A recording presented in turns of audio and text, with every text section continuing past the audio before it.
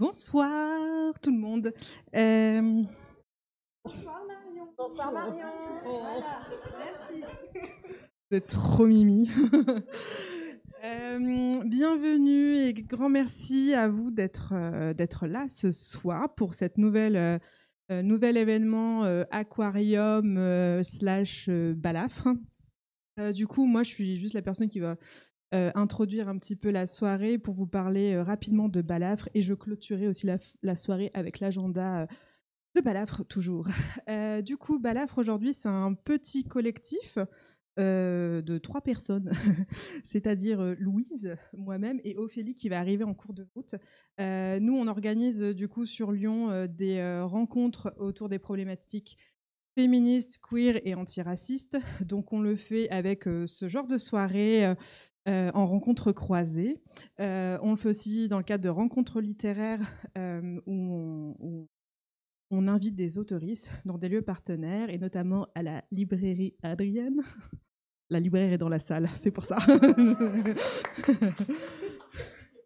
Et on organise également des soirées un peu plus militantes, qu'on appelle les soirées Castor. C'est une mensuelle qu'on fait au Café Rosa en ce moment.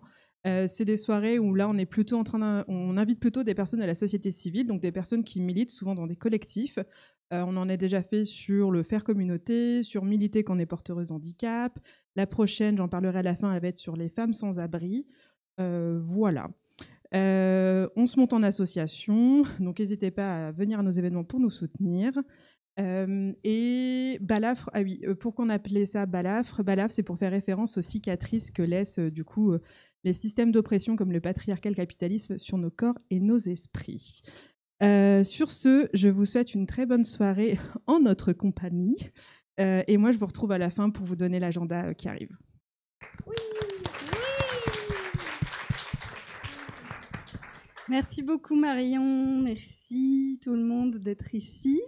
Si vous êtes là, a priori, c'est soit que vous aimez le stand-up, soit vous avez envie de tout brûler. Les deux me vont, en tout cas. On a un vaste programme ce soir, on va le voir.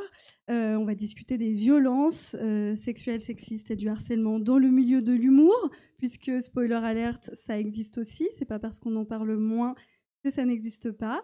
Bien au contraire, on va en discuter avec nos deux invités. Donc on aura une petite heure de table ronde ensemble. Moi j'aime bien aussi ouvrir aux rencontres, aux spectateuristes. Donc n'hésitez pas à lever la main et à intervenir à tout moment. C'est ouvert et ça nous fait toujours plaisir. Comme ça c'est un échange. Voilà. On dédiera quand même un petit temps à la fin pour les questions-réponses avec grand plaisir. Et puis, comme ce sera un sujet un peu lourd et pas toujours facile, à la fin, histoire de bien finir quand même, on a la joie de pouvoir projeter le court-métrage de Camille et Justine, Bâtarde glorieuse, un peu cathartique, un peu, voilà, pour finir sur une note un peu positive, enfin je crois.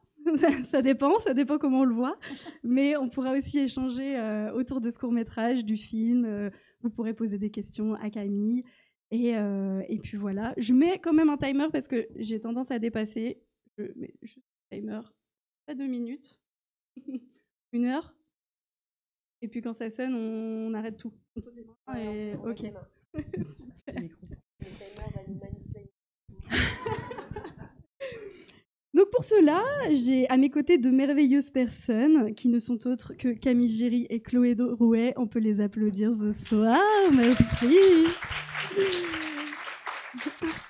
Alors, je fais une petite présentation et la parole ce sera à vous.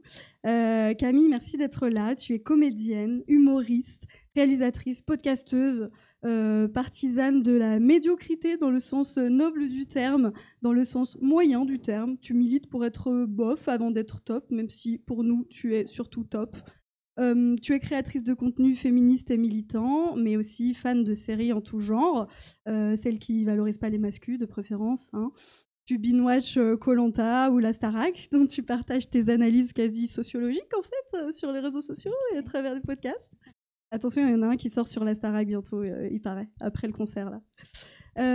Et donc tu as co-réalisé ce court-métrage Bâtarde glorieuse, qui raconte, sans spoiler, l'histoire d'un gang de 3 meufs vengeresses qui répondent à la violence sexuelle par la violence. Ouais, c'est à peu près ça? Ouais, c'est très bien. Super.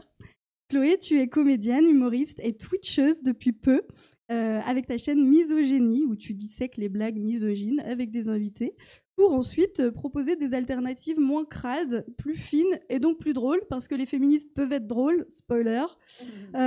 Tu prends la parole régulièrement sur les réseaux ou sur scène pour dénoncer les violences dans le milieu dans lequel tu évolues, c'est-à-dire le stand-up, mais pas que. Et à travers tes propres expériences, ce qui t'a valu, entre autres, du harcèlement, des humoristes lyonnais, par exemple, entre autres. Tu nous en parleras si tu veux. Mais en tout cas, merci à toutes les deux d'être ici.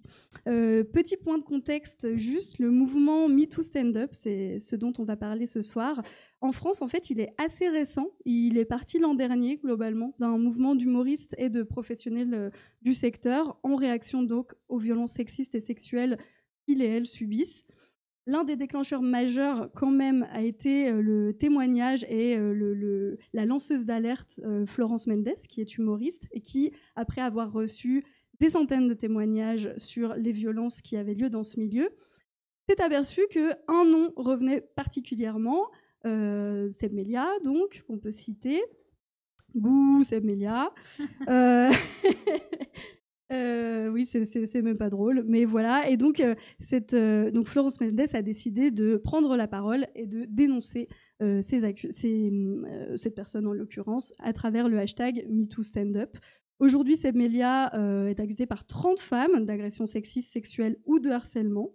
En mai 2024, une enquête pour viol a été ouverte à Paris à l'encontre de l'humoriste, faisant suite à une plainte déposée par Tania Dutel aussi. Bon, alors dans tout ça, le problème, c'est que ça a été relayé par les réseaux sociaux, ça a été relayé par des médias, mais on parle toujours des mêmes. On a 1, 2, 3 noms. Pendant ce temps, des centaines d'agresseurs continuent à évoluer dans ces milieux, continuent de monter sur scène, continuent à être programmés, en fait. Et ça, c'est un problème, on va en parler. Mais d'abord, je voudrais peut-être avoir votre réaction sur cette prise de parole de Florence Mendes. J'ai lu beaucoup de commentaires de femmes, et à juste titre, qui s'étonnait en fait du suicide social en fait que c'est d'ouvrir la parole et de parler de ces agressions-là dans le milieu. Comment est-ce que pour vous ça a été reçu? Vous l'avez reçu en tout cas, peut-être. Oui. Bonsoir. Alors pour ma part, du coup effectivement, donc c'est intervenu, ça devait être vers Pâques de 2024 à peu près, mars-avril. Il y a eu le hashtag MeToo, et en fait s'en sont suivis comme ça des articles de journaux qui étaient un petit peu plus, on va dire, exhaustifs sur le déroulé des opérations, sur le côté systématique en fait qui était mis en place par cet humoriste, mais également donc à la fois lui dans le procédé par cet humoriste, mais également plus largement dans le milieu du stand-up, comment est-ce que effectivement on entretenait une place de la femme qui était plutôt la place de la Schtroumpfette, à savoir donc la seule femme du village dans les coulisses. Donc ça implique aussi un traitement qui lui est réservé, qui diffère du traitement réservé aux hommes. Et en fait, ce qui s'est passé, c'est que ce que Florence Mendes a mis en lumière en arrivant sur les réseaux, puisqu'elle était déjà quand même assez influente et assez présente sur les réseaux, en tout cas très présente de son point de vue d'autrice, humoriste, comédienne.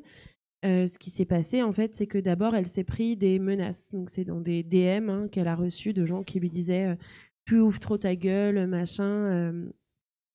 Pourquoi est-ce que tu fais ça? C'est pour vendre ton livre, évidemment.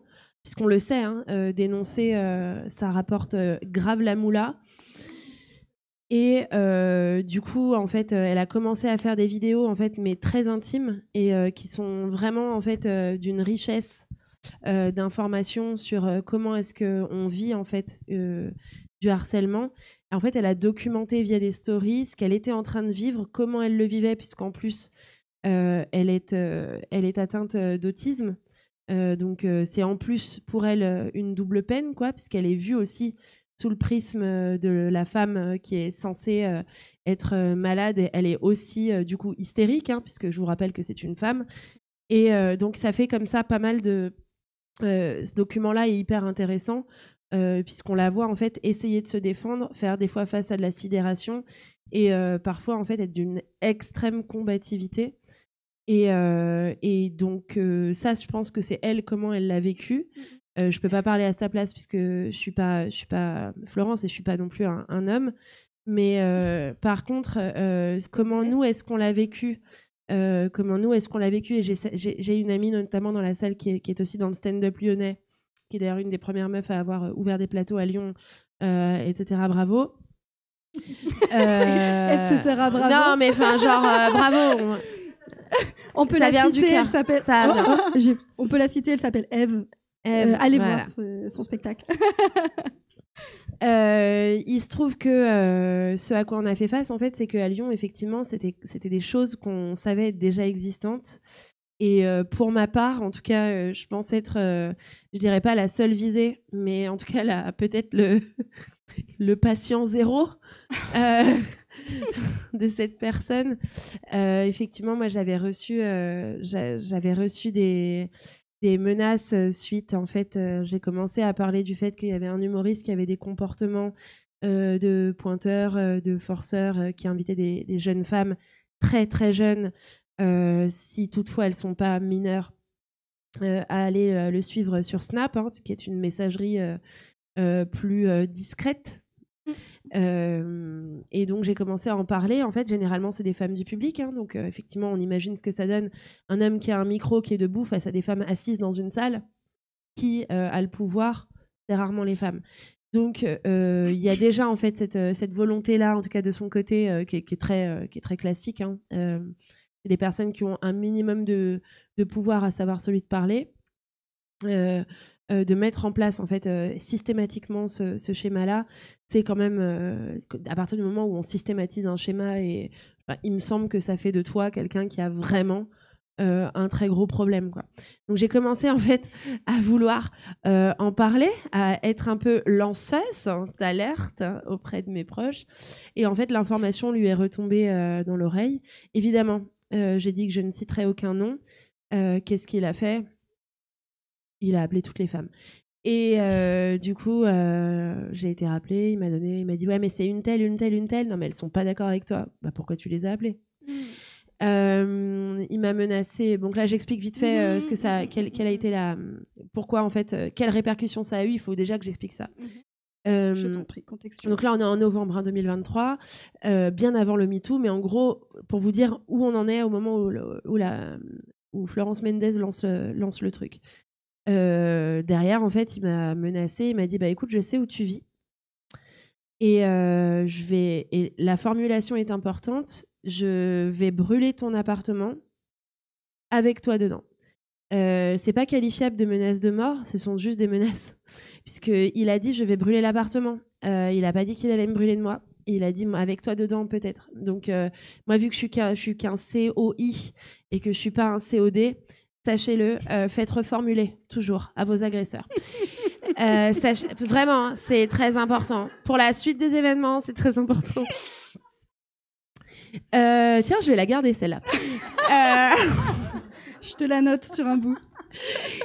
Soyez un COD. Soyez le complément d'objet direct de votre vie. Voilà, laissez rien d'autre, ni une habitation, ni un lieu, ni un homme, être le COD de la phrase de votre vie. Bref, carpe diem.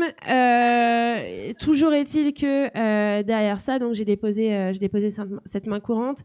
Évidemment, qu'est-ce que j'ai fait de cette main courante? Je l'ai envoyée à des personnes qui me disaient « Non, mais moi, en fait, j'attends que ce soit porté devant la police ou devant la justice pour pouvoir me faire un avis sur cette personne. » Je leur ai foutu sous le nez. Évidemment, il ne s'est rien passé.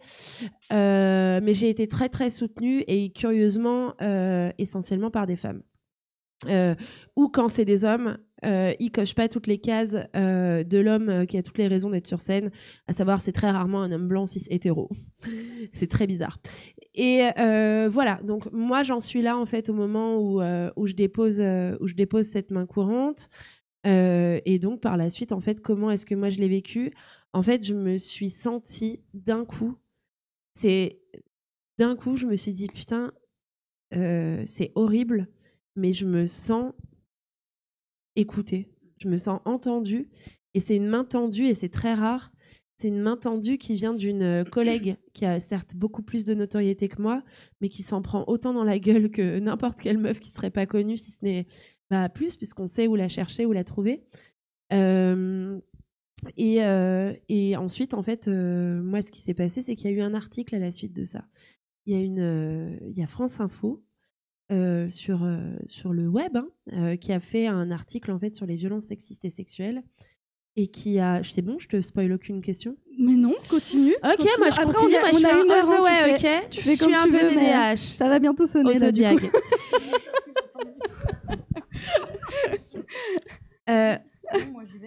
Ouais, vas-y.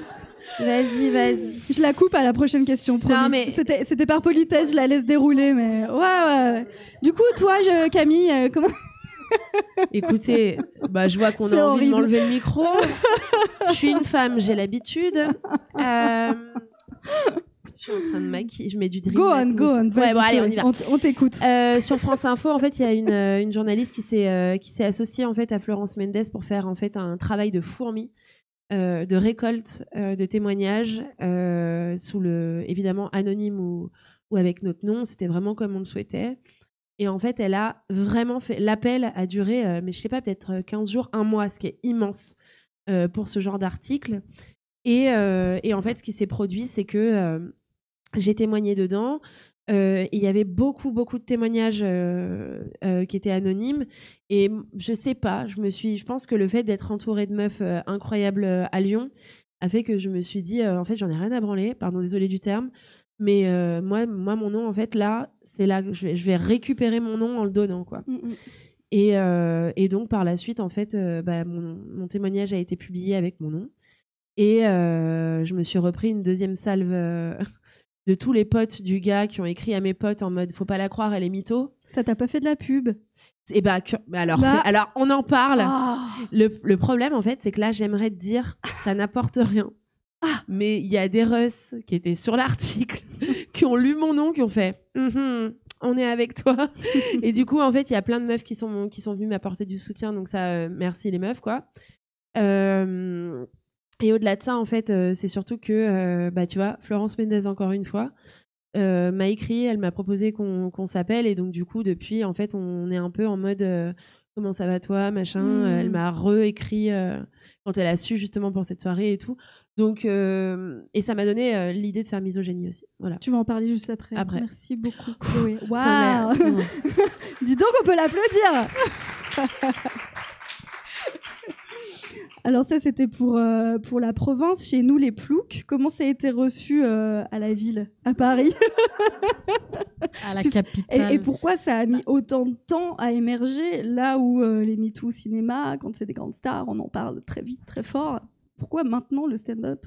Déjà parce que en effet dans le milieu du stand-up, les femmes, comme tu le disais jusqu'ici, il y en avait peu. C'était le syndrome de la Schtroumpfette. On avait du mal à se faire une place, à exister, à être plus que juste l'atout charme de la soirée. Et du coup, vu que déjà on a du mal à exister, c'est certainement pas en ouvrant ta gueule que tu vas avoir plus de place, puisque ça fait peur visiblement. Les femmes qui dénoncent vont pas forcément être celles qu'ils appellent automatiquement, puisque dans les loges, c'est connu qu'il peut y avoir enfin, même dans la loge ou sur scène d'ailleurs, des blagues sexistes, des comportements problématiques. Et forcément, si tu es la meuf qui l'ouvre, ils vont moins t'appeler. Donc, c'est évidemment moins risqué de te taire et de participer au Boys Club. Donc, ça peut expliquer que ça mette longtemps. Et c'est aussi ça qui est intéressant, c'est que par rapport à Florence, là, nous, on est du côté où on trouve que c'est une lanceuse d'alerte et on est plutôt a priori optimiste, enfin pas optimiste, mais contente de sa parole, parce qu'on voit tout ce que ça a libéré. La vérité, c'est que moi, j'ai aussi quelques témoignages de personnes qui sont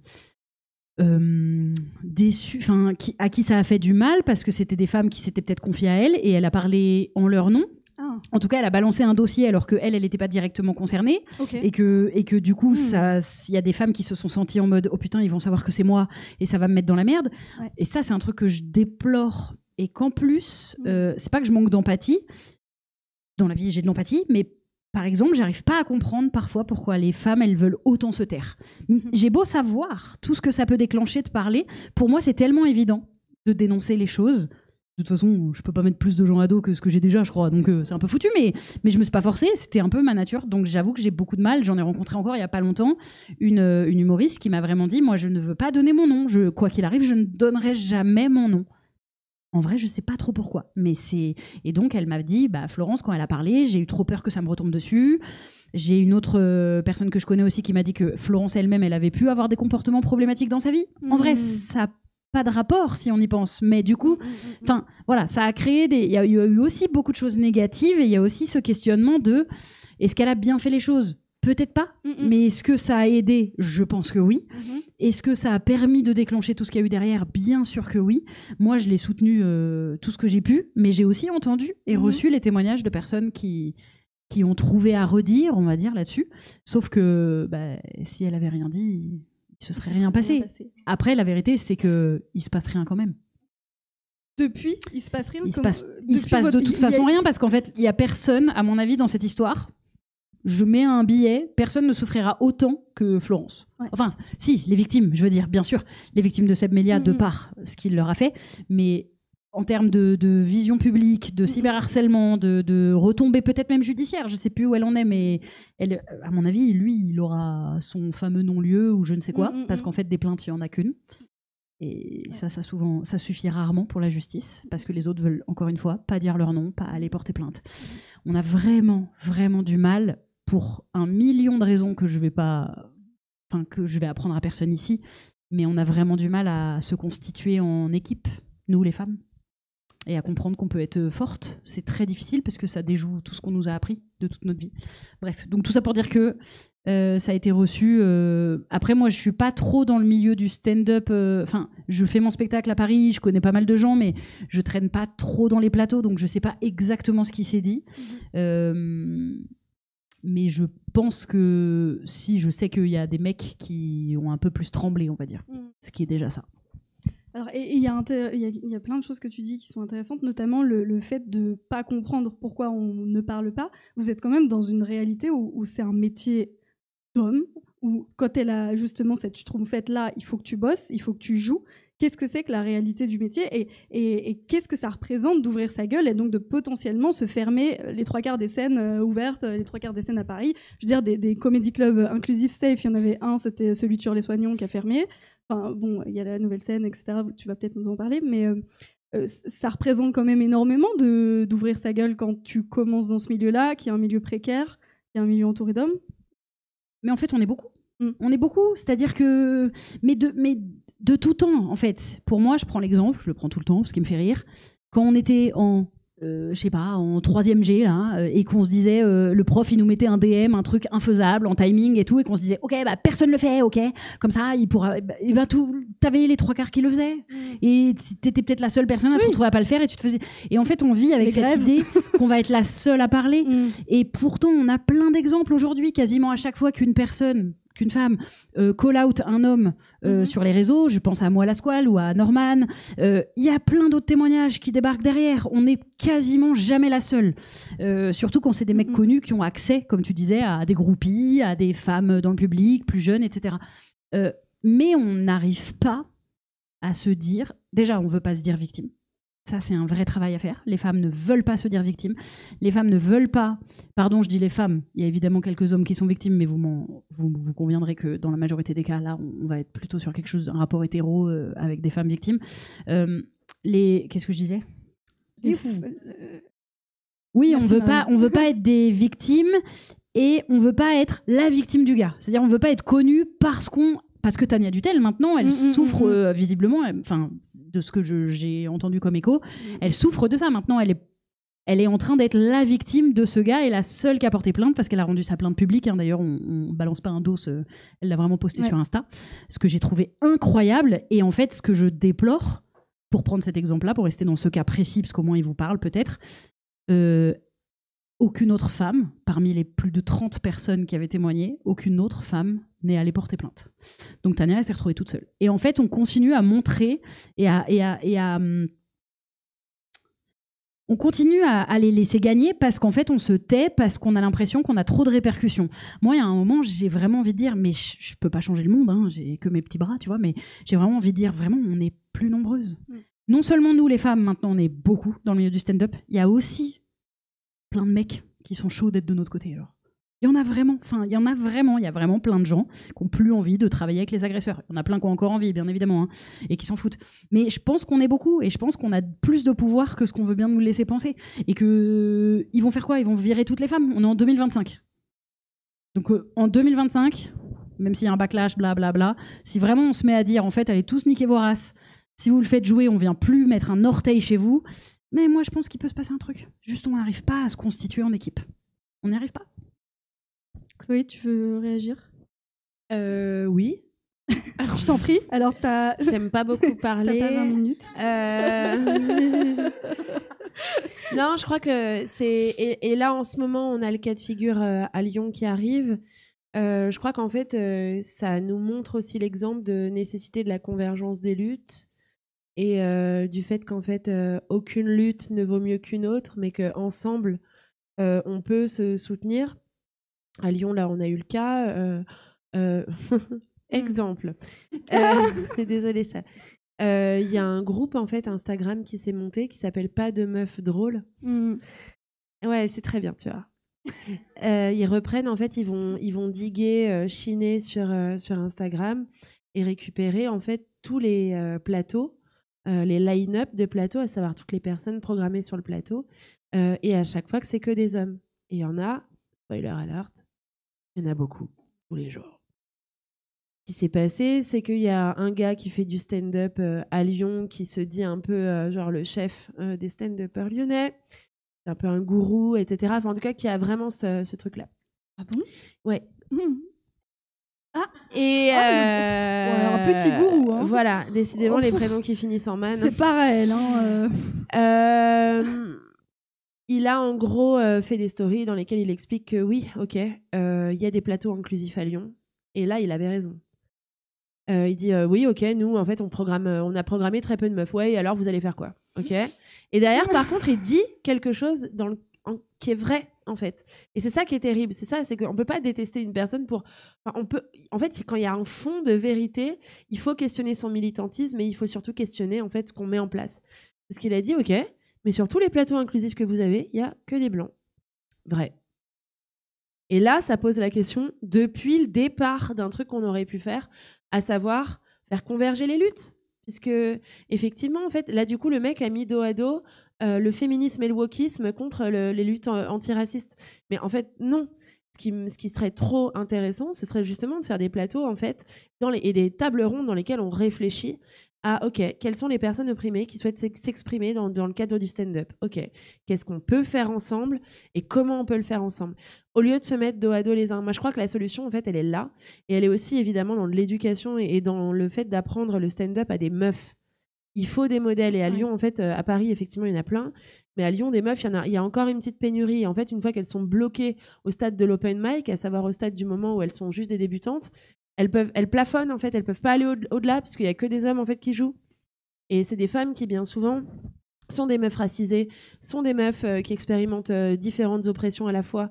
Et en fait, si on n'est pas là pour les valoriser et pour les faire grimper, mais qui va le faire, en fait? Donc c'est pour ça qu'en fait, je pense que ce qui manque, en tout cas à Lyon, et je parlerai pour Lyon puisque je connais assez peu Paris pour l'instant. Mais tu y joues tous les vendredis. Ouais, j'y joue tous les vendredis. Mais il nous manque en fait ce truc-là où on fait team toutes les opprimées dans les milieux du stand-up. Ouais, mais pour faire team, déjà, il faut que les programmateurs soient souvent des programmatrices aussi. Enfin, je veux dire, il y a quand même... les salles restent de toute façon l'idée et les programmateurs restent des hommes dans les salles. Donc, tant que ça ne changera pas, on est d'accord que les hommes continueront à être programmés. Ça, c'est le premier point. Et peut-être juste, est-ce que vous pouvez nous expliquer concrètement comment ça se passe quand on débute dans le stand-up? Tu parlais des open mic, peut-être que tout le monde ne connaît pas l'open mic, parce qu'en fait, il y a des strates de validation. L'open mic, c'est en fait assez accessible à toutes, finalement. Et c'est quoi ce plafond-là de verre? Comment est-ce que tu passes d'un open mic où, en fait, t'es bonne, et après, t'es programmée dans une vraie salle? Comment... C'est quoi les Je sais pas si je vais répondre pile à la question, mais je pense qu'il y a un sujet qui est intéressant là-dessus. C'est vraiment la différence de traitement entre les hommes et les femmes et de manière générale, entre toutes les personnes issues de minorités et les hommes pour le coup, dans le stand-up, je pourrais dire les hommes sans différencier blanc ou noir ou arabe, parce que je pense que c'est un des rares milieux où, pour le coup, il y a moins de discrimination de ce côté-là pour les hommes. Voilà, évidemment, c'est à prendre avec des pincettes, je ne suis pas directement concernée, etc. Comme on dit, bravo, etc. Mais en tout cas, il y a un biais que moi je trouve intéressant et qu'un jour j'aimerais beaucoup analyser beaucoup plus profondément sociologiquement, qui est... Attendez, comment ça s'appelle? Parce que ça n'existe pas vraiment, puisque je le théorise. Mais imite. Me prends pour qui. En fait, il y a un biais qui fait que quand on... Même peut-être vous dans la salle, hein, c'est-à-dire qu'il faut vraiment lutter contre quand on est à un open mic, c'est-à-dire un plateau de stand-up a priori débutants, mais même d'ailleurs à tout niveau. Mais imaginez que ce sont des débutants, en tout cas des gens que vous ne connaissez pas, vous n'avez jamais vu. Si un homme monte sur scène, un homme valide, allons dire ça au moins, je pense, pour le coup, vous allez avoir un biais positif. Vous allez penser qu'il va être marrant et peut-être qu'il va vous décevoir. C'est possible. Si finalement il n'est pas drôle ou si ses blagues vous dérangent, etc., vous pourrez, il pourra perdre. Mais disons qu'il est arrivé, lui, il était à 0. Ou il était même à... Non, il était plutôt à 5. Les femmes ou les personnes avec un handicap, je pense, qui arrivent sur la scène, elles, on va se dire, ça va pas être bien. C'est un biais négatif. Dire que je n'ai pas de preuve de ce que j'avance autre que mon expérience, c'est empirique, c'est ce que j'ai vécu, ce que je constate, ce que les femmes me racontent. Nous, on arrive et on sait qu'on doit faire nos preuves. On arrive à -5. Donc, on peut se retrouver tous les deux à 0. Mais vous voyez, pour un homme, pour qu'il arrive à 0, vu qu'il était à 5, il faut qu'il soit pas marrant. Une femme, pour qu'elle arrive à 0, il faut qu'elle vous ait éclaté, qu'elle ait été super. On n'est pas égaux, du tout. T'as un livre qui parle de ça? Carrément. Quoi? C'est pas moi qui ai inventé? Mais c'est fou. Alors, une femme l'a théorisé pour toi avant. Ouais. C'est une recommandation d'Ophélie qui est la troisième du trio de Balafre, qui tout à l'heure m'a envoyé ce texte qui fait complètement sens. On savait pas si on le lirait. Je te lis les quelques phrases puisque c'est de près ou de loin ce que tu racontes, honnêtement. Je sais pas s'il a un nom, mais en tout cas voilà. Qu'elle dit. L'appropriation masculine du registre comique n'est qu'un des aspects de la longue confiscation du logos par les hommes depuis les origines grecques de la culture occidentale. Selon une bipartition qui apparaît dès l'Iliade, le domaine de la femme est l'éros, celui de l'homme est le logos. Attends, on arrive. Qui veut lire ça? Elle est super. Attends. Évidemment que je vais l'écrire mon livre, moi. Je vais pas on arrive. Mais qu'est-ce que c'est que ça? Non, mais qui veut lire ça? Il y a déjà Mais j'ai rien compris. C'est pas grave. Personne. C'est pas ça qu'il faut comprendre. Ah bah voilà, fallait. Logos, Eros, et Camille, tu suis. Ok. Lui seul manie le verbe. C'est là qu'on arrive avec, c'est intéressant. Lui seul manie le verbe, donc l'homme. La pensée et la logique. Lui seul est doué de raison. Il est à la fois raisonnable, raison morale, et rationnelle, raison intellectuelle. T'inquiète, ça arrive. Lui seul a un accès vertical à la transcendance. Par conséquent, lui seul peut introduire de l'originalité, de l'irrationnel, du déraisonnable et du trivial dans les relations humaines, parce que lui seul est capable de maîtriser les codes subtils de l'incongruité, de la subversion et de la surprise. Pas vous. Elle a ouvert la page Maube de plus de 3 syllabes, elle les a tous mis. C'est dur. Non, mais j'adore ce que ça dit. Sororité. Non, j'adore ce que ça dit, mais il faut reconnaître que c'est... Tu critiques, pas très accessible. Tu critiques après. Ce n'est pas très accessible. Tu critiques après. Dans la salle C'est Ophé qui l'a écrit. La femme rivée à l'immanence, incapable de s'élever au-dessus d'elle-même, naturellement vouée à la passivité et l'inertie, accaparée par ses entrailles gloutonnes, la femme tout entière dans son utérus, comme l'affirmait Hippocrate. Bon, on s'en fout d'Hippocrate. Non, elle ne peut pas susciter ce type d'admiration. Et lorsqu'elle se met à déraisonner ou à transgresser les normes, cela n'a rien de drôle, c'est qu'elle est devenue folle. Il faut alors l'enfermer sans tarder. Ça va là ? Ouais. L'historien Jules Michelet résumera... On s'en fout de Jules Michelet. Mais il résume quand même parfaitement les choses. L'homme est un cerveau, la femme est une matrice. Or, une matrice ne peut ni rire ni faire rire, ni, à plus forte raison, étudier et voter. L'inaptitude de la femme à faire rire, à être drôle, est donc longtemps passée pour une forme d'évidence naturelle, comme une conséquence nécessaire de son infériorité. Ça va ? Une phrase encore. Faire rire est un talent, et la femme en est dépourvue. Le préjugé est si solidement établi qu'il faudra des siècles de combativité aux femmes pour le déconstruire et oser s'emparer de ce privilège masculin. Désormais, le rire et le faire rire n'ont plus de sexe, et ils s'en portent d'autant mieux. Il y aura plein de suites, mais je vais pas la faire. Mais non, voilà. Mais attention, évidemment que c'est bien. Je trouve juste que ça manque un peu d'accessibilité. Ok. Je trouve que les phrases sont très denses. Voilà, c'est c'est une ça. philosophe. Non, mais voilà, bien sûr. Mais par contre, tu peux dire effectivement Mais quel quelqu'un titre l'a dit. pour qu'on prenne la ref. Et si ce n'est pas le paradoxe du rire de Olivia Gazalet. Et si ce n'était pas toujours drôle. Voilà. Mais c'est super. Désolée, j'ai cassé l'ambiance. Non, non, non, mais vraiment, effectivement, ça. En tout cas, c'est Merci, bien parce Ophélie. que ça. Oui, bien sûr. Ça théorise effectivement avec plus de mots scientifiques ce que je sous-entendais et Donc non, mais on c'est s'en passerait bien. c'est intéressant. Mais ça veut dire qu'on part. En fait, c'est en nous, on nous éduque, on nous inculque ce truc d'imaginer que les femmes vont pas forcément être drôles. Donc, ah oui, mais c'est là où je voulais aller. En fait, c'est ça que je voulais expliquer. C'est que du coup, comme il y a ce biais-là, ça fait que les femmes, quand elles démarrent, en fait, quand on démarre le stand-up, spoiler alerte, on est un peu nul. Mais comme quand on démarre la guitare, comme quand on démarre un peu tout, à part quelques génies, et il y en a pas beaucoup. Ça s'appelle la prophétie autoréalisatrice. C'est ça la théorie. C'est plus on dit que les femmes conduisent mal, plus tu vas mal conduire parce que tu auras peur de conduire. Alors c'est pas ça que je voulais dire, figure-toi. Mais ça c'est intéressant. Mais c'est pas ça que je voulais dire. Ça joue aussi, c'est-à-dire qu'on a moins confiance en nous, donc on se lance moins parce qu'on pense pas forcément qu'on doit être drôle et puis c'est pas tellement sexy une femme drôle, alors qu'il faut être sexy quand on est des femmes. Non, ce que je voulais dire, c'est plutôt que on n'a pas le droit à l'erreur. En fait, nous on arrive sur un. Imaginez, je suis débutante, je démarre, je suis pas très bonne parce que c'est normal, c'est les débuts et qu'il faut. Et ça c'est ce que j'ai découvert en faisant du stand-up. Il faut 3, 4, 5, 6, 7 ans parfois avant de devenir pas mal. Vraiment, c'est très très long. Il y a des gens qui travaillent leur même 5-10 minutes pendant 3 ans avant que ce 10 minutes-là soit cool et qu'ils vous fassent tous à peu près rire et toutes rire. Donc, j'arrive et je suis une meuf. Si j'ai pas été excellente, si j'ai pas été super, tout le monde va vraiment pointer du doigt le fait que je suis nulle. Les gens vont beaucoup moins me donner de rire, etc. Et donc, je vais perdre confiance et donc, je peux beaucoup plus facilement abandonner. Et à l'inverse, les quelques femmes qui sont douées, ou en tout cas qui arrivent à passer ce premier, vont beaucoup plus vite monter, puisqu'il n'y a pas beaucoup de femmes. Et plus on monte la hiérarchie, moins il y en a. Donc plus on peut être appelé, effectivement. Et parfois, on se retrouve à être appelé. Parce que t'es une meuf ? Non, mais bien sûr, parce qu'on est une meuf. Mais surtout, hors de notre ligue. C'est-à-dire qu'en fait, avec des gens beaucoup plus forts que nous, moi, ça m'est déjà arrivé. Et en fait, je me suis retrouvée à faire un tremplin d'humour, par exemple.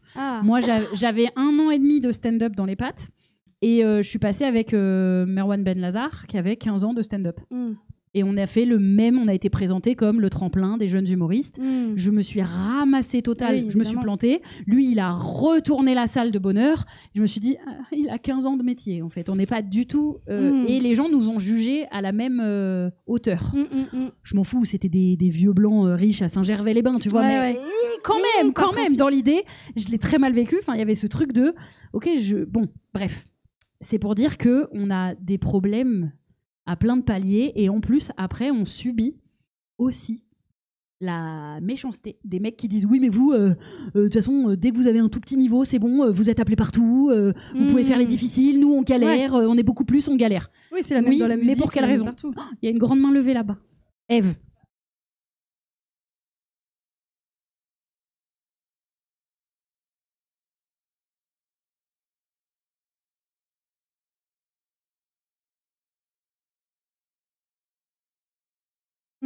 Ah bah oui, mais bien sûr. Ouais, mais il y a ce truc-là où quand t'es seule aussi sur une scène, en fait, t'es dépositaire. D'un coup, tu deviens l'ambassadrice de toutes les femmes humoristes du monde. Ce qui fait qu'en fait, si t'es pas drôle, c'est pas toi qui es pas drôle.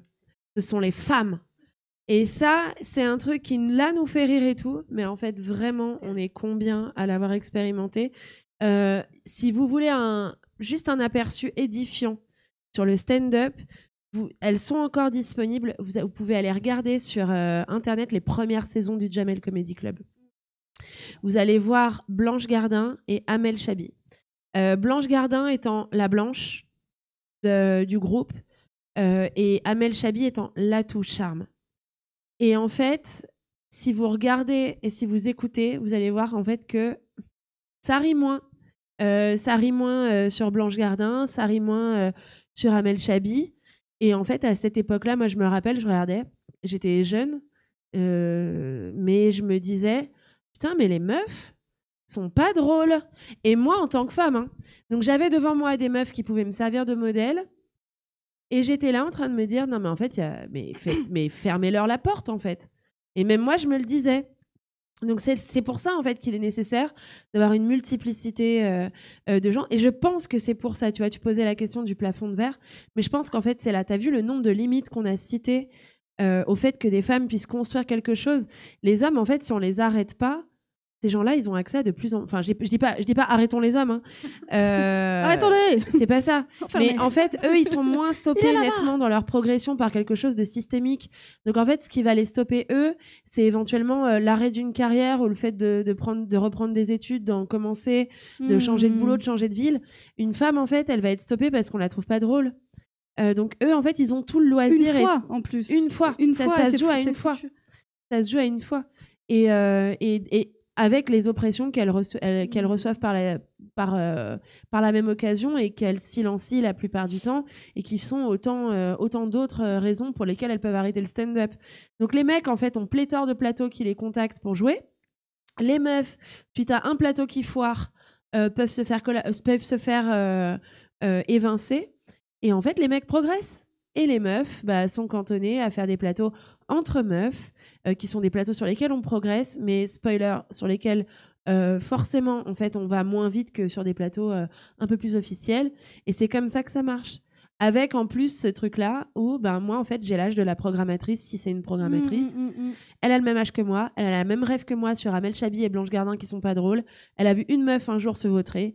Et du coup, la programmatrice, elle se dit quoi ? Elle se dit, bon, on va faire un plateau sûr, on va mettre que des mecs. C'est comme ça que ça se passe. Bonne soirée. Ça, c'est la forme. Et puis après, il y a le fond. Il y a ce que, en tant que meuf, en plus, tu oses raconter sur scène, qui est encore un autre sujet, puisque toutes les deux, vous avez quand même des credos bien brûlants, bien féministes. Voilà, vous êtes là-dedans. Est-ce que ça ferme encore des nouvelles portes, ou est-ce qu'au contraire, justement, on est dans une forme d'optimisme du nouveau monde et qu'on se dit putain, il y a quand même un public de meufs qui ont envie d'écouter ces trucs-là, qui sont aussi en demande de ces propos féministes, de ces propos un peu qui démontrent. Et du coup, est-ce que dans la même lignée, il y a une forme d'autocensure quand tu commences à percer et que tu dis non mais là je peux pas le dire puisque de toute façon je bousille ma carrière si je le fais. Comment ça se passe ? Déjà, je pense que ce qui résume un peu ce que tu as dit, c'est que nous, on fait pas de l'humour. On fait de l'humour d'abord féminin et puis féministe. Les hommes, ils font de l'humour neutre. Hyper neutre. Bigard, il est neutre. Hein. Ouais, il est neutre. Hein. Tramoni, il est neutre. Hein. Non, mais tu vois, Pierre-Emmanuel Barré, il est pas neutre. Je veux dire, en fait, en vrai, les hommes, ils font de l'humour, mais de toute façon, il y a aussi du foot et du foot masculin. Hein. Il y a tout et... du foot et du foot féminin. Bah oui, ça serait voilà. Enfin, il y a boxe et boxe féminine. Il y a toujours le petit truc. Et nous, on fait donc d'abord de l'humour féminin et féministe. Donc on a une double niche. Voilà, comme des bonnes chiennes que nous sommes. Waf waf. Pardon. Parfois, c'est bien d'être une chienne. Bien sûr, j'ai rien contre. Pas de slut shaming ici, on fait ce qu'on veut. Non, mais en gros, donc voilà. Donc déjà, on considère qu'on fait de l'humour de niche. Mais c'est ce qu'on a beaucoup dit aussi à une personne comme Lou Trottignon qui raconte son parcours de personne trans non binaire dans son spectacle. Alors, on ne sait plus où le mettre, alors on panique. Alors qu'en fait, aujourd'hui, il remplit un 500 places hebdomadaires à Paris, qui part en tournée, et que moi, je suis, pour l'avoir vu plusieurs fois jouer avec lui, j'ai fait les 30-30, etc. Il retourne des salles, vraiment, c'est impressionnant. C'est hilarant, c'est génial. Voilà, donc, ce qui est positif, c'est qu'il y a de plus en plus de personnes engagées qui essayent vraiment de montrer qu'il y a une autre manière de faire de l'humour, qui soit par exemple une manière pas oppressive. Oh, quoi ? Voilà, et qu'on a envie, et que en fait, mais il a fallu qu'on prouve à quel point on pouvait remplir des salles. Et il a fallu vraiment aller gratter tout ce qu'on pouvait. Et on a du mal à s'ouvrir, parce qu'en fait, les mecs ne viennent pas nous voir. Et en fait, même quand tu disais, Chloé, c'est la convergence des luttes, c'est que moi je constate que par exemple dans ma salle, c'est évidemment 90% de femmes, mais c'est aussi 90% de personnes blanches. Parce que en tant que femme blanche, je n'ai pas réussi, j'arrive pas encore à aller les chercher. Alors qu'effectivement, c'est pas parce que les personnes noires ou arabes vont pas au théâtre, parce que je suis allée voir le spectacle de Tani, qui est donc une humoriste lesbienne métisse. Et effectivement, dans sa salle, il y a beaucoup plus de diversité. Il y a énormément de personnes queer, il y a énormément de personnes racisées. Donc il y a aussi tout un travail pour aller chercher des publics plus divers et variés, mais on a plus de mal à remplir des salles parce que nous, on perd la moitié de l'audience. Parce qu'en fait, quand on est une femme, les hommes ne viennent pas nous voir. Ça, c'est pareil, je voudrais faire une étude là-dessus. Il y a un livre ? Non, je rigole. C'est une philosophe. Mais j'adorerais. Mais il y a 3 pages, t'es prête ? J'adorerais faire cette étude et demander aux hommes que je croise quelles sont les dernières femmes humoristes qu'ils ont vues en spectacle, par eux-mêmes, pas leur meuf qui a acheté les places. Souvent, la meuf traîne. Mais quels sont les 5 derniers albums de musique qu'ils ont téléchargés, les 5 derniers spectacles qu'ils sont allés voir, les 5 derniers livres qu'ils ont achetés, s'ils lisent, les 5 derniers. Enfin, et je voudrais les 5 derniers. Peintre ou peintresse, n'importe quoi en gros dans tous les arts. Et je suis à peu près sûre, je mets genre ma main à couper, que à partir du moment où ce sont des mecs hétéros, il n'y aura pas de femmes dans les réponses, où il y aura un pourcentage entre 0 et 5%. Et donc on se coupe de la moitié de l'audience. Et peut-être que les programmateurs le savent ou l'ont pas théorisé, mais quelque part ils le sentent. Et du coup, tu as forcément peur de ne pas remplir les salles, ce qui est faux, parce qu'en fait, spoiler alerte, même si on n'est que la moitié de l'humanité, on est quand même beaucoup. Donc voilà, mais il y a ça à prendre en compte. Il y a le fait que les hommes vont pas venir nous voir, et certainement pas quand on fait de l'humour féministe. Pourtant, tu fais un vrai effort, toi, quand même, d'être quand même pédagogue. Je sais même pas pourquoi on fait ça. Ouais, c'est ça. La vérité, des fois, je sais même pas pourquoi on s'emmerde à aller les chercher par la main. Les mêmes meufs, elles viendraient tout pareil, et c'est une vraie question que je me suis posée. Ça a été très compliqué pour moi, et je suis toujours pas sortie de ce débat.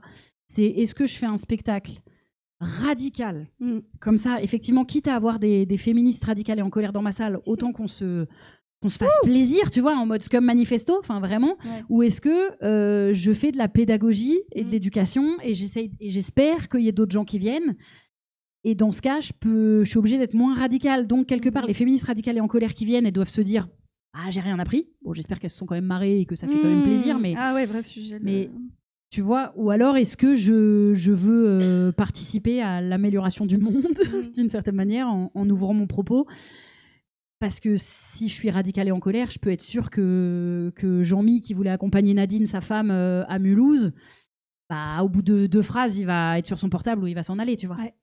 Alors que parfois, Jean-Mi et Nadine, ils ont tout regardé et à la fin, ils discutent.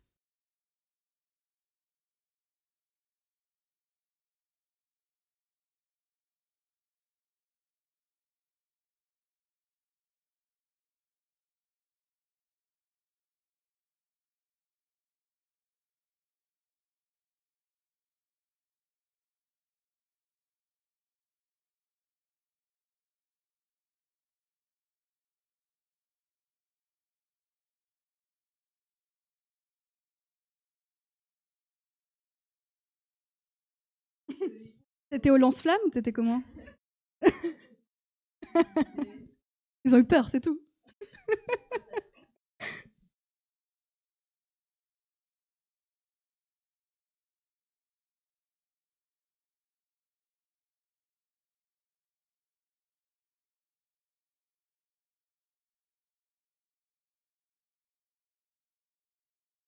Et non, parce que s'il avait été plus radical, il serait pas sorti.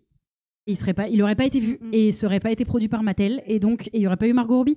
En fait, c'est ça le truc, c'est que en fait non, aujourd'hui malheureusement, moi la seule chose que j'ai réalisée il y a pas longtemps et qui m'a fumé la gueule, c'est que si je donne mon texte à un homme, parce que la vérité c'est que le pire c'est que mon spectacle, comme je parle pas tant de, c'est pas l'histoire de mes traumas, etc. C'est vraiment, je parle de féminisme, un peu de théorie, quelques blagues sur moi, mais globalement, je pourrais presque donner mon texte à un mec. Je suis à peu près sûre que si un homme faisait mon texte, il aurait la couverture de Télérama depuis bien longtemps. Vraiment, mais vraiment. Mais la vérité, c'est que moi, on m'a dit, la presse ne viendra jamais voir ton spectacle, ça les intéressera pas parce que c'est trop radical, alors que j'ai l'impression, moi, au contraire, d'être d'une... Tu m'as vu, il est pas radical, mon spectacle. Mais on m'a déjà dit que c'était beaucoup trop. On m'a dit, tu n'es que en colère et tu es trop radical, et donc ça ne dépassera pas. Ben oui, mais tu vois ce que je veux dire, la limite, elle est là. Enfin, on n'en est que là aujourd'hui. Donc au contraire, je suis en train de travailler une version où justement, je peux encore plus aller chercher les gens qui savent pas trop ce qu'ils sont venus voir, pour pouvoir les arnaquer et leur passer quelques idées. Bah, c'est vrai, c'est ça que j'essaye de faire. Et à l'inverse, je me dis, par contre, quand je vais être invitée sur des plateaux comme la fête populaire, on a fait à Paris, ou en tout cas des trucs un peu plus militants et engagés, j'ai envie de pouvoir écrire 10 minutes hardcore, en fait, tant qu'à faire. Et peut-être que j'arriverai à me contenter de cette manière. Ouais, c'est ça, Mais bon, peut-être c'est choisir un débat les lieux difficile, et hein. les débats, choisir les lieux où est-ce que tu peux justement Ouais, tout avoir déballer. deux versions, quoi. Ouais, mais quel boulot. Chloé, toi, ton public et ton spectacle, il est quand même vénère, il est en colère. Oui. Et ton public est plus mix, j'ai l'impression. Ouais, déjà j'ai moins de public que Camille, il y a peut-être ça déjà. Donc on peut les compter. Mon public est mix parce que quoi, j'ai 2 oncles. Non. T'en as qu'un? T'en as 2, tu vois. Putain. Moi, en fait, j'ai toujours essayé de faire en sorte que, en fait, je sais que ma colère ne peut pas s'en aller. C'est impossible pour moi de le jouer calme, pépouze. J'y arrive pas. Et pour ça, mon levier, et je pense qu'au départ, je l'ai fait d'une façon un peu inconsciente, ça a toujours été d'aller choper des trucs dans de l'humour assez noir. Ce qui me permet de mettre en face 2 choses. L'horreur d'un fait divers, l'horreur d'un truc que j'expérimente moi, qui généralement sont des pensées en lien avec ma propre mort ou quelque chose, à un fait de société qui est celui en fait d'être une femme vénère, quoi. Une femme vénère de se faire couper la parole par un homme, plus un humoriste homme, une femme vénère de faire partie d'une classe, même si j'aime pas bien vraiment parler de classe, mais voilà, comment est-ce qu'on peut être vénère en fait, comment est-ce qu'il y a des rapports de domination qui s'exercent et qui nous oppriment, et comment est-ce que face à ça en fait, comment est-ce que cette colère elle peut servir à faire émerger d'autres sujets qui sont un petit peu plus de l'intime, comment les deux se répondent. Donc effectivement, moi mon public il est plus je sais pas s'il est plus j'ai pas fait une étude de marché dans le public de Camille, mais ce que je sais du mien, en tout cas, c'est qu'effectivement, la plupart du temps, c'est des meufs qui ramènent des gars pour leur montrer un truc qui va leur plaire parce que les gars adorent l'humour noir. Apparemment, hein. Et en fait, effectivement, du coup, il y a vraiment le truc où j'ai l'impression d'être des fois, en fait, à la sortie de la salle, dans un peu un truc d'émission de Arthur. Alors, je le hais. On le hait collectivement. On est d'accord. Les enfants de la télé ou tu sais devant un film de Ricky Ramsey, il va dire au public c'est un film pour tout le monde, hein. Il y en a pour tout le monde, il y a des blagues pour les papas, il y a des blagues pour les mamans. Et t'es en face, si t'es entre les deux, je sais pas, il y a des blagues pour toi aussi, t'inquiète, il y a les bandes annonces. Donc il y a vraiment ce truc là où j'ai quand même l'impression que ça pioche un peu à droite à gauche, et en plus le truc c'est que sur scène, j'essaie d'arriver le plus sobrement. J'essaie de me distancier en fait de mon enveloppe physique déjà pour pas avoir à recevoir, pour pas que ce soit interprété. En fait, une meuf, il faut qu'elle soit bien habillée sur scène. En plus, t'arrives avec une pinte à la main. Ouais, moi j'arrive avec une pinte à la main, c'est ma spécialité. Et du coup, en fait, c'est un peu, je fais appel à ce que j'ai de masculin en moi. Je coupe la parole de personne et j'agresse personne, hein, mais j'arrive en fait avec ça en mode vous avez là en fait vous aurez beau espérer quoi que ce soit de moi, vous l'aurez pas. Et en fait je pense que c'est un peu le pacte avec lequel j'arrive, mais parce que ça c'est de l'ordre de l'indicible. Tu peux pas le dire sur scène. Tu peux pas dire toi Robert là, toi t'emmerdes. Tu peux pas. Donc du coup t'arrives et puis tu lui montres que tu l'emmerdes. Enfin c'est peut-être ça qui contente un côté et qui d'un autre en fait ils sont avec moi parce que j'ai les mêmes parfois, j'ai les mêmes expressions physiques, corporelles qu'eux. Et je pense que ça les singe autant que ça les contente. Je sais pas. On arrive à... Ça va sonner dans 30 secondes. Et il n'y a pas la moitié de ce que je voulais aborder. Tu as trop parlé, Chloé. Pourtant, mais on a été succincte. Hein. Tu as été hyper succincte. Je veux quand même pas finir là-dessus, mais je veux quand même l'évoquer. Je suis tellement désolée. Parce qu'il y a il y a les meufs qui se serrent les coudes et il y a les meufs, tout à l'heure je vous en entendais parler, qui mordent les couilles, non, qui sabotent. Alors elles sont peu, mais tout à l'heure vous parliez de Florence Foresti. Est-ce qu'on peut en parler 5 minutes aussi pour 5 minutes, contre son camp. 5 minutes. Parce qu'en fait, c'est des meufs qui ont ouvert tant de voix, tant de paroles, etc., qui ont fait tant de bien et qui, d'un coup, déçoivent tout un pan de vous, les premières, justement. Elles ont refermé la porte derrière elles. Ouais. Bah ouais, alors qui surtout ne se revendiquent pas d'un féminisme, surtout... Attends, c'était quoi tout à l'heure? Tu peux nous redire, s'il te plaît, la punch qu'elle a dit, là, MeToo? Ah ouais, vas-y. Alors oui, Florence Foresti, elle avait dit dans une interview, alors comment ça, MeToo? Alors moi, ce serait plutôt Not Me, voire même Why Not? Un peu gênant.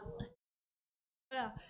Bon, heureusement, il n'y en a pas beaucoup, mais... Ouais, mais elle a fait l'avion de Barbie, quand même. C'est une blague. Non, mais du coup, qu'est-ce qu'on fait de toutes celles qui ont ouvert la voie et qui prennent pas le train en route, là? Comment est-ce qu'on deal aussi avec ça? Parce qu'elles desservent énormément du... Bah, elles sont pas parfaites. Ouais. C'est-à-dire que, en fait, en vrai, moi personnellement, le dernier spectacle, enfin Foresti, j'ai grandi avec elle, c'est une de celles qui m'a donné envie de faire ce métier, je me suis beaucoup reconnue, enfin vraiment, j'étais extrêmement fan et c'était peut-être la seule femme de cette génération-là qu'on avait, en tout cas moi que je connaissais, j'ai grandi à la campagne, je n'avais pas d'autres modèles féminins, puisqu'avant c'est Muriel Robin, quoi, et puis Foresti ensuite, voilà.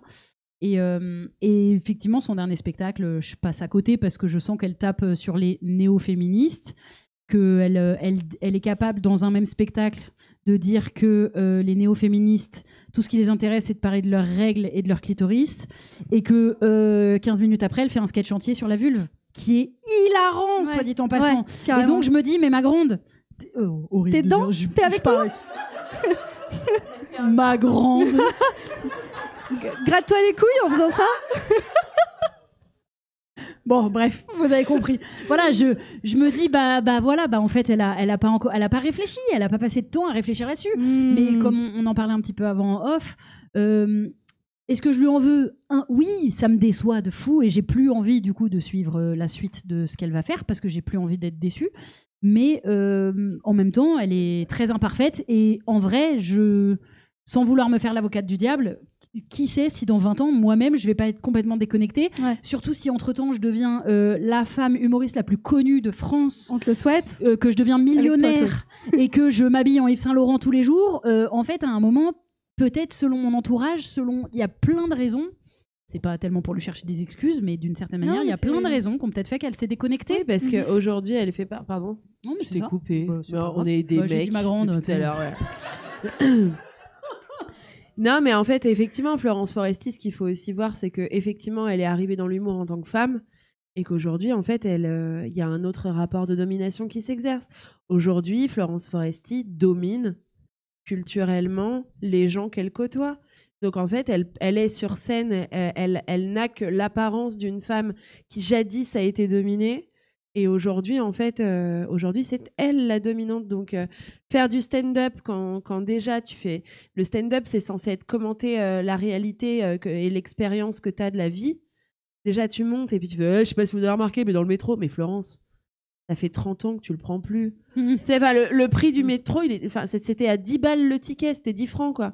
Et aujourd'hui, ne nous parle pas du... c'est plus la mode des chaussures à scratch. Enfin, il y a... Bref, Mais en tout cas, ce que je veux dire, c'est que effectivement, aujourd'hui, en fait, l'expérience qu'on a de Florence Foresti en spectacle, c'est plus une expérience de quelqu'un qui commente une réalité qui nous ressemble. C'est une expérience de quelqu'un qui joue un texte à être une femme du peuple, qui dit que c'est une femme du peuple. Et donc, en fait, c'est pour ça qu'elle est tellement que c'est tellement erroné dans tous les rapports de domination qu'elle dit ouais, mais il m'a occupé. Bah attends, mais tu rigoles. Aujourd'hui, je souhaiterais qu'il m'en arrive. Et là, t'es mais enfin, mais Florence, mais qu'est-ce que tu veux faire? Bien sûr que non, tu veux pas que Gérard de la compta te touche le fiac, enfin, qu'est-ce que tu racontes? Non! Bien sûr que non, dans aucun monde, mais t'as raison. Donc, après, il y a aussi, par rapport à ce qu'on dit sur elle, faut pas oublier que, par exemple, moi, à peu près tous les mecs que je connais qui sont vraiment féministes, enfin, c'est-à-dire vraiment, en tout cas, qui ont un propos qui est quand même assez correct, avec des... J'adore les femmes. Attends, tu déconnes. J'ai été élevée par ma mère. Tu me rappelles ma mère. Attends, j'ai 3 sœurs. Tu cuisines. Bon. Non mais... Bref. Non mais en gros, très souvent, les mecs qui tiennent des propos assez déconstruits, assez modernes, assez bons dans le féminisme, ben ils les ont pas appris tout seuls et c'est certainement pas leurs 2 potes mecs qui leur ont appris. C'est parce qu'ils ont un entourage féminin qui les a éduqués à ça. Moi, par exemple, mon éducation antiraciste, elle a été faite, certes, parce que je me suis intéressée, j'ai écouté des podcasts et tout, mais aussi parce que j'ai un meilleur pote qui est arabe, j'ai un ami noir, oui. Non, mais je l'utilise pas dans ce sens-là, mais vraiment pour dire que j'ai côtoyé à plusieurs moments de ma vie des personnes racisées, même dans ma famille, etc., et qui, du coup, m'ont éduquée à ces sujets-là. Ça n'est pas arrivé tout de suite comme ça. Ce qui est arrivé tout de suite, c'est mon envie de m'éduquer et de ne pas être raciste, de ne pas être homophobe, etc. Mais par contre, je me suis pas éduquée seule, je me suis éduquée grâce à des gens. Peut-être qu'il y a aussi chez ces femmes-là, et notamment chez Foresti, j'en sais rien, je connais pas son entourage, je suis pas du tout proche d'elle, mais il suffit que dans son entourage, il n'y ait pas beaucoup de personnes racisées, par exemple, pour qu'elle dise « je me revendique du féminisme d'Elisabeth Badinter, qui est officiellement islamophobe ». Enfin, tu vois, par exemple, c'est bizarre de pas avoir réfléchi à ces thématiques-là, mais bon. On est aussi beaucoup construit de nos entourages. Après, ta question à la base, c'était qu'est-ce qu'on fait de ces femmes-là ? De toute façon, Florence Foresti et nous, on n'évolue absolument pas dans un cercle commun. Et elle a été en effet la seule. Et franchement, on ne sait pas ce que ça fait. C'est pas pour la défendre, mais juste, je sais pas ce que ça fait d'être éduquée de cette manière-là. Moi, j'ai fait beaucoup, par exemple, de théâtre d'improvisation. Les problématiques sont sensiblement les mêmes. Il y a très peu de femmes à haut niveau. Et j'en ai fait, il y a 10 ans, je commençais à être à bon niveau. Et en fait, j'étais très vite appelée. Et franchement, je vous dis la vérité, j'ai passé plusieurs années. J'étais trop fière d'être la seule meuf de l'équipe. Je savais qu'on m'appelait moi et pas les autres. Et quand il y avait une autre meuf, ça me faisait un peu chier. Je peux vous dire qu'aujourd'hui, je vois les choses totalement différemment. Au contraire, aujourd'hui, je refuse de jouer dans un spectacle si je suis la seule femme. Je refuse parce que je veux pas porter le poids, c'est exactement ce que tu as dit tout à l'heure. Je veux pas porter la responsabilité d'être la représentante des femmes. Donc voilà, aujourd'hui, nous, on est quand même plus nombreuses, même si, donc, à la rigueur, il faudrait citer des gens de notre génération qui sont contre nous, mais du coup, je les connais pas. Ils nous intéressent pas. Et heureusement, il y a plein de solutions. Il y a Misogynie. Est-ce que en 3 minutes, tu nous le pitch et il y a le film qu'on va regarder, par exemple, et après on aura encore quelques minutes pour parler de tout ça. Quelqu'un a un chrono, c'est parti. Non, mais vas-y. Non, mais je t'arrête. En gros, misogynie, ouais, j'articule pas. Misogynie, qu'est-ce que c'est ? Ça va être une chaîne Twitch qui arrive là à partir du 8 mai. J'aurai le plaisir de recevoir 7 formidables personnes. Ainsi que Olivia Moore, qui est également humoriste, et Esteban ici, que vous connaissez peut-être. Pour contextualiser sociologiquement et politiquement le sketch. Que se passe-t-il ? C'est une chaîne Twitch dans laquelle en fait on va récupérer un sketch, on va diguer des sketchs des années 80 à 2010 à peu près, histoire qu'il y ait un petit peu quand même une patine dessus, ouais, parce que sinon on va se prendre tous les jours dans la gueule. On récupère les sketchs, on les regarde, on fait une hate watch party. Surtout en fait on regarde comment c'est fait. Derrière, en fait, on le regarde, on regarde le sketch à plusieurs. Derrière, on le recontextualise, effectivement. Qui parle ? Est-ce que c'est un personnage ? Est-ce que c'est l'auteur ? Qu'est-ce que ça nous dit politiquement du moment ? Qu'est-ce que ça nous dit sociologiquement du moment ? Qu'est-ce qui était produit artistiquement à ce moment-là ? Derrière, on prend un petit temps. On lit des philosophes. On lit des philosophes avec des phrases imbitables. Non, derrière, on reprend les blagues et en fait, on regarde ce qu'il y a de vraiment miso dedans, quoi. On le réécrit.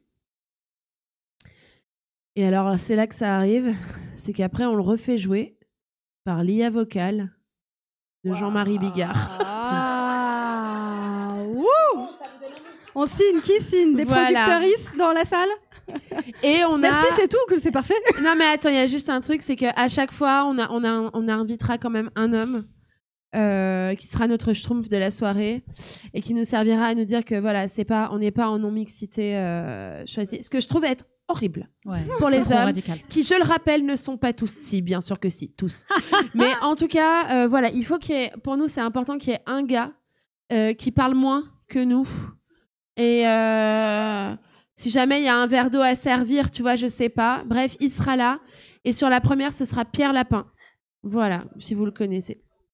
Donc C'est bon Oui, c'est parfait. Donc ça te suffit pas d'être une meuf dans l'humour, tu veux aussi être une créatrice de contenu et ouvrir tous les vagues de C'est hyper facile, on se fait pas trop emmerder. Je suis méga bien briefée. Je suis avec T'es prête Alice Rage qui est là, qui est Twitchos aussi Bien. et qu'il faut suivre. C'est son compte sur Twitch est trop bien. Bon. Et on sera les co-hosts toutes les deux. Très Voilà, bien. pardon. excuse-moi. Ok, on ira faire des raids féministes dans les commentaires.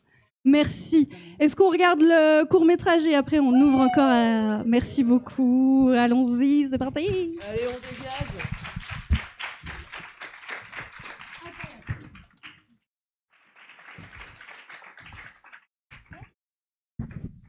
À quand un label des violeurs, donc?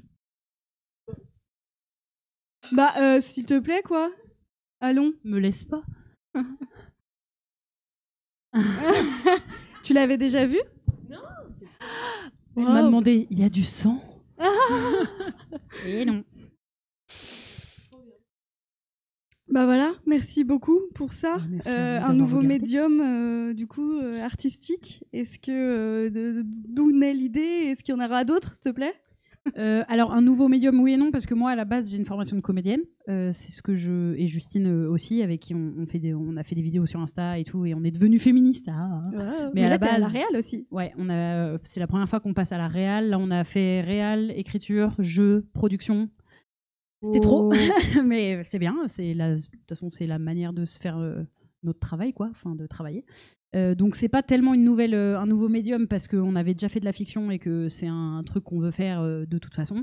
Après, là, on est en train de développer l'écriture d'un long métrage autour de cette thématique. Alors après, est-ce que ça aboutira? On ne sait pas, mais en tout cas, on travaille dessus en ce moment avec Juliette, qui est la troisième personne qui a coécrit avec nous.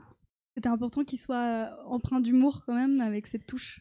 Bah oui, déjà parce que avec Justine, on a toujours travaillé de cette manière-là et que après, il y a pas, c'est pas non plus, on se casse pas le cul de rire, tu vois. Enfin, mais il y a Non, quelques mais touches d'humour. Oui, c'est bien. bah, c'est un sujet un peu compliqué pour moi parce que je sais que Justine, elle tient vraiment beaucoup à ce que on reste dans la comédie. Moi, aujourd'hui, j'en ai presque un peu marre parce que j'en ai marre qu'on doive toujours prendre les gens par la main en les faisant rire pour qu'ils nous écoutent. En fait, j'aimerais bien que les gens arrivent à écouter sans qu'on soit obligé de les faire rire. D'autant plus que je pense que quand les gens se sont marrés, ils n'ont pas toujours retenu le message. En fait, c'est pas vrai. Mais bon, c'est une discussion. Donc là, sur le film, on va voir, on va créer, on va voir dans quelle direction on va. Mais à la base, oui, dans l'écriture, en fait, je dis ça, mais j'ai écrit des vannes, hein. Enfin, un peu quelques vannes du film, mais j'ai quand même envie de faire marrer les gens et en même temps, j'y trouve une limite. Voilà. Trop bien. Et bon, on va ouvrir au public peut-être aux questions, mais juste avant, comment est-ce qu'il vit ce film du coup? Il vit sur YouTube, il vit ici. Il était à destination de quoi, de qui, et comment vous l'avez pensé? Enfin, moi, il y a très peu de choses que je fais. C'est un peu un défaut que j'ai, je crois, mais avec de l'ambition, autre que ça existe. Enfin, j'y réfléchis pas trop autrement. Après, avec Justine, c'est aussi un petit luxe que j'ai, c'est que j'ai déjà une audience. C'est-à-dire que quoi que je fasse aujourd'hui, pas forcément immense, mais je sais que je vais avoir un petit noyau de gens qui sont un peu chauds et chaudes de regarder. Donc on savait qu'en le mettant sur YouTube, il y aurait un peu de vues. On a voulu l'envoyer aussi en festival. On a gagné quelques prix, des trucs un peu sympas. Donc on a été sélectionné dans des endroits un peu cool. On a eu un prix à Clermont-Ferrand. Voilà, on a eu des petites retombées sympas, et notamment une boîte de prod qui nous a commandé donc le développement au long métrage. Eh ben bravo, on peut encore applaudir nos deux invités, merci beaucoup. Incroyable. Merci, c'était un trop chouette moment et c'est le moment des questions et du public, et allez-y. Oui.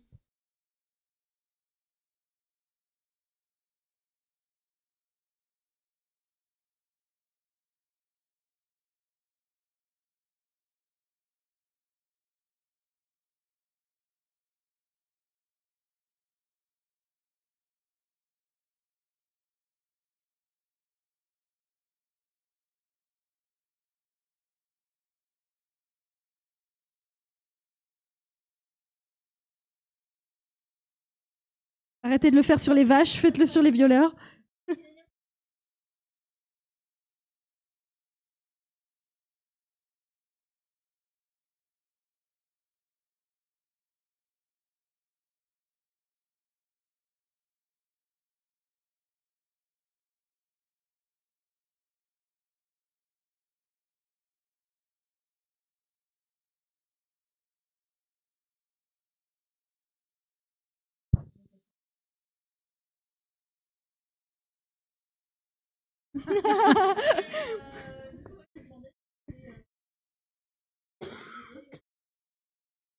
Bah oui, bah, c'est une réflexion sur comment on se rend justice si la justice nous rend pas justice. Le chemin officiel, on va dire, ne marche pas ou très très très très peu. Et en même temps, répondre à la violence par la violence, c'est questionnable. Qu'est-ce qu'on fait? On a tourné autour de ce sujet. On avait quand même en ref, évidemment, d'après le titre, je pense que la ref est pas très subtile, à Inglourious Basterds de Tarantino, où là, il gravait des croix gammées sur le front des nazis. Et donc, on avait ça qui se mélangeait. On se disait, qu'est-ce qui serait passable pour continuer à vivre en société sans que justement le backlash soit trop énervé. Je sais pas, on a mélangé un peu ses rêves effectivement par rapport à Millennium, le côté où elle écrit je suis un gros porc, je crois, sur enfin c'est en néerlandais mais elle lui écrit ouais voilà, elle lui tatoue, donc on tournait autour de toutes ces rêves et je crois que quelque part on sait aussi à quel point on n'a pas le droit d'être violente en tant que meuf, et donc si on faisait un film où les meufs elles tuent le violeur, pas accidentellement, comme on peut le voir dans pas mal de films, ça pour le coup, même récemment, pardon du spoil, mais dans Les Femmes au balcon par exemple, il y a ça, mais c'est un accident, genre elle a pas fait exprès. Mais si c'était pas un accident, je pense que c'est pas, pour l'instant, ça serait pas encore recevable. Bon, donc on a trouvé un espèce de middle en disant c'est aussi pour prévenir les autres en fait. C'est ça. En fait, je crois que c'est aussi ça qui nous donnait envie et qu'on essaie de développer, c'est pour prévenir les autres, voilà. Qui vous rend justice. C'est vraiment la phrase du film et ça fait aussi écho dans l'humour, en fait, dans vos milieux. Qui vous rend justice? Si c'est pas les salles qui arrêtent de programmer les violeurs, si c'est pas le public qui ne vient plus au spectacle, qui pour le se temps. rendre justice? En fait, nous-mêmes et un peu le temps. Pardon. Non. Mais j'en ai un, il est là, putain. Je m'auto-censure en m'asseyant dessus. Spoiler, ça marche pas et on le sait toutes dans cette salle. De s'asseoir dessus?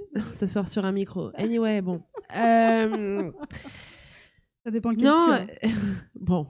Il y a des super marques. Mais j'en suis sûre. Je te le dis, ouais. J'en suis sûre. Ma mère est dans la salle. C'est pas vrai du tout. C'est pas vrai. Je parle pas de mon père. Mon père, je le connais pas. Alors, donc du coup, il était super ce film. Non, mais je crois que oui, il y a déjà. En fait, il y a plusieurs personnes qui rendent justice. Il y a le temps, évidemment. Il y a soi-même, lorsque on écrit sur ce qu'on expérimente, ou en tout cas qu'on le partage. Et il faut jamais oublier la puissance d'une personne qui a lu, entendu, écouté ce qu'on a dit et qui revient vers nous pour nous dire j'ai réfléchi, je te crois, et j'expérimente à peu près la même chose. Enfin, ne serait-ce qu'en fait, toute preuve de ton discours est arrivé à moi, c'est un peu une bouteille à la mer, quoi. Et sans se dire, j'ai reçu beaucoup de messages, moi, quand j'ai dénoncé la personne, j'ai reçu énormément de messages de personnes qui, je pense, savaient pas trop s'y prendre, ou qui me disaient, c'est quoi son nom? Et, en fait, comprends bien que je peux pas le dire. Sinon, en fait, ça va me mettre en danger. Et juste, en fait, sache que si tu reconnais quelqu'un dans ces agissements-là à Lyon, c'est lui, potentiellement. En tout cas, lui avec un S à la fin. Mais en tout cas, ouais, de recevoir un j'ai vu ce que j'ai vu. Juste un accusé-réception, là. En fait, pour une fois, moi, c'est la première fois où, enfin, encore une fois, j'ai pas envie de rester en vue sur ce genre de choses. Et simplement de dire, c'est arrivé jusqu'à moi. Et je crois qu'en fait, ça, on obtient une réparation quand on sait que qu'on a expérimenté peut parler à d'autres personnes et peut leur être utile, quoi. Même s'il n'existe pas un seul procédé, une seule histoire, en tout cas, je crois en ça, ne serait-ce que pour fédérer des personnes, des rapports interpersonnels, etc. Et puis ce qu'on expérimente aussi dans le cadre d'une agression sexuelle, sexiste, de harcèlement ou quoi, c'est aussi quelque chose qu'on expérimente, et d'où le fait de parler d'intersectionnalité et tout, et de convergence. Mais c'est aussi ce qu'on reçoit quand on se prend une menace ou du harcèlement homophobe, voilà, une agression peut être raciste, etc. tout ça, en fait, on peut le mettre en commun et puis se dire, je crois que je vois en fait la rage, la colère depuis laquelle tu t'exprimes, quoi. Voilà. Et je voudrais juste préciser un tout petit peu mon propos quand j'ai dit le temps nous rend justice. C'est pas, je parlais pas que en termes d'apaisement personnel, de parcours ou il va peut-être se faire attraper, machin. Je parle vraiment du temps en termes d'époque. Parce que évidemment qu'on vit dans un backlash, montée d'extrême droite, il y a plein de choses qui ne vont pas, je ne le nie pas du tout, mais faut aussi se réjouir ou en tout cas se constater que quand à chaque fois qu'il y a des archives de l'INA par exemple qui ressortent avec un monsieur en costume cravate dans les années 80 qui dit qu'il met des gifles à sa femme et que ça passe à la télé et qu'il viole sa femme bien évidemment tous les soirs, enfin c'est normal quoi, c'est plus du tout acceptable. C'est-à-dire que ces femmes-là aujourd'hui elles sont quelque part entendues. Là, en ce moment, je crois que c'est sur Netflix, il y a un docu sur Bertrand Cantat. Marie Trintignant, elle n'a pas du tout eu justice à l'époque. Il y a que Lio, il y a quelques personnes qui ont essayé de dénoncer et il a fait quand même beaucoup de prison pour avoir tué une femme de ses mains. Non, 4 ans, je crois. Ferme, un truc comme ça. Je crois qu'il a fait 4 ans ferme et qui ressort et qui fait des zéniths et qu'il y a des levées de fonds et qui fait la couve. Donc, elle n'a pas obtenu justice à ce moment-là, je pense. Mais le temps, aujourd'hui, j'ai l'impression que c'est beaucoup plus difficile aujourd'hui de dire oui, mais quand même, séparer l'homme de l'artiste. Nah, bof. Les victimes de Depardieu, aujourd'hui, je suppose pourtant, ce qu'elles ont vécu, certaines, c'était il y a très longtemps. Et c'est pour ça que je parle du temps, dans le sens où qu'on le veuille ou non, et surtout qu'il le veuille ou non, le monde change, le monde évolue, et il y a des choses qui ne sont plus du tout acceptables, qu'il l'était il y a encore 20 ans. J'ose quand même espérer, malgré encore une fois le backlash, que dans 20 ans, on regardera nos agissements d'aujourd'hui et on en aura honte. Enfin, pas moi, du coup.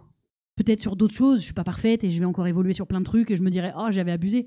Mais globalement, j'ai vraiment à cœur de me dire que j'étais vraiment du bon côté. Je dis souvent ça et ça paraît très manichéen, mais je le pense sincèrement. On essaye d'être du bon côté, vraiment, et le temps nous donnera justice, je crois. C'est très juste, optimiste. Merci beaucoup. J'ai envie de t'applaudir. Eh bien, je crois qu'on va conclure ici et je vais laisser la parole de la fin à Marion qui va venir vous présenter un peu le reste de la programmation et puis on se quittera, malheureusement. Oh.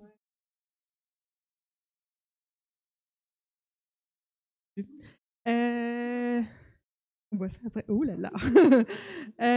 Merci, c'était trop bien, trop bien. Et encore à vous d'être là ce soir. Du coup, moi, je suis sur la partie logistique plutôt, et je vais vous présenter nos 4 prochaines dates. Du coup, on sera le 10 avril à la Maison de l'Écologie pour recevoir Sandrine Rousseau en rencontre littéraire autour de son livre « Ce qui nous porte ». La billetterie est déjà ouverte, d'ailleurs, vous pouvez vous inscrire si vous le souhaitez. Ensuite, on sera le 16 avril au Café Rosa pour une nouvelle soirée Castor, donc les soirées un peu plus militantes que j'évoquais au tout début, où là, on sera sur la thématique des femmes sans abri. Ensuite, on sera le 22 avril à la librairie Adrienne, du coup, pour recevoir la maison d'édition La Fourmi. On recevra sa fondatrice Nathalie Sejean et aussi une autrice pour la sortie de son livre Juste une dent en or qui parle de la solitude des personnes âgées. Donc voilà, c'est une petite rencontre croisée. Et pour dire 2 mots sur La Fourmi, c'est une maison d'édition qui sort des petits ouvrages dont l'idée est de le passer. Voilà, c'est des récits courts, un peu forts. À la fin, vous avez une page pour mettre les noms des personnes qui l'ont lu. C'est très doux. Voilà, donc ça va être une très chouette rencontre aussi. Et la dernière date que je peux vous partager, le 14 mai. Oui, c'est bon. Non, on ne l'a pas encore annoncé. On sera de nouveau à la librairie Adrienne, du coup. C'est pas rassurant. Et on recevra Léane Alestra, du coup, pour son livre « Les vigilantes, surveillées et surveillantes, ces femmes au cœur de l'extrême droite ». Voilà, et on aura encore d'autres dates jusque fin juin. Et après, on fera une petite pause et on vous retrouvera en septembre. Mi-juillet. Oui, ça c'est... Ouais, voilà, on aura ça aussi. Voilà. Merci beaucoup. Merci.